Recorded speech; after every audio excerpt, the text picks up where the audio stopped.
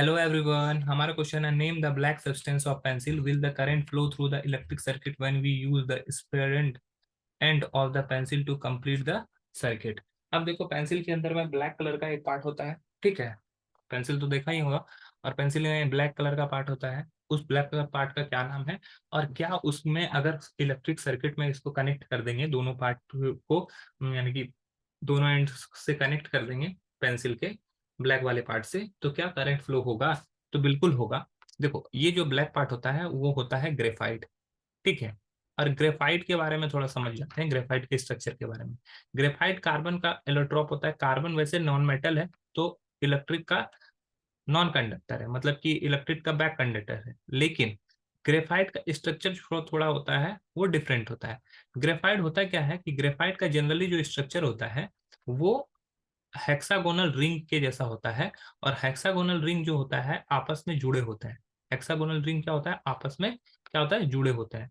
और ये कुछ इस तरह के स्ट्रक्चर बनाते हैं जहां पर एक कार्बन एटम कितने कार्बन एटम से जुड़ा होता है। सपोज कर लो इस कार्बन के बारे में बात कर रहा हूं मैं। तो इस कार्बन एटम कितना कार्बन से जुड़ा हुआ है? एक यहाँ के कार्बन एटम से जुड़ा हुआ है, दूसरा एक यहाँ के कार्बन एटम से जुड़ा हुआ है, और एक यहाँ के तीसरे कार्बन एटम से जुड़ा हुआ है। अब कार्बन के पास कितने आउटर मोस्ट शेल में? 4 इलेक्ट्रॉन है, ठीक है। ये 4 इलेक्ट्रॉन है। अब 4 इलेक्ट्रॉन में ये से 3 इलेक्ट्रॉन को यूज कर लेता है दूसरे कार्बन से जुड़ने में, ठीक है। एक इधर से जुड़ गया, एक इधर से जुड़ गया, ठीक है। और एक इधर से वो जोड़ लिया। 3 इलेक्ट्रॉन को तो यूज करता है अपने बॉन्ड बनाने में। देखो यहाँ पे कार्बन 3 बॉन्ड बना रहा है, 1 2 3। तो सपोज कर लो यहाँ पे 1 2 3 इस तरह से बॉन्ड बनाया हुआ है। लेकिन इसका जो एक इलेक्ट्रॉन है ये अभी भी क्या है? फ्री है। तो फ्री इलेक्ट्रॉन ये है। और फ्री इलेक्ट्रॉन होने की वजह से क्या होगा? ये करंट को क्या करेगा? फ्लो कर देगा।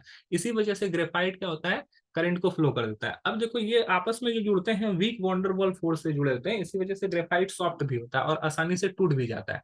तो अगर ग्रेफाइट जो पेंसिल का अंदर वाला पार्ट है उस पर थोड़ा ज्यादा सा फोर्स लगा देंगे तो क्या होता है? आसानी से टूट जाता है। तो हमारा जो ब्लैक सब्सटेंस है पेंसिल वाला वो है ग्रेफाइट। और अगर इसको किसी इलेक्ट्रिक सर्किट में ऐड करेंगे तो ये अच्छा कंडक्टर होने की वजह से इसमें करंट फ्लो होगा। तो हम लोग लिख सकते हैं yes the current flow, yes the current flow, the electric circuit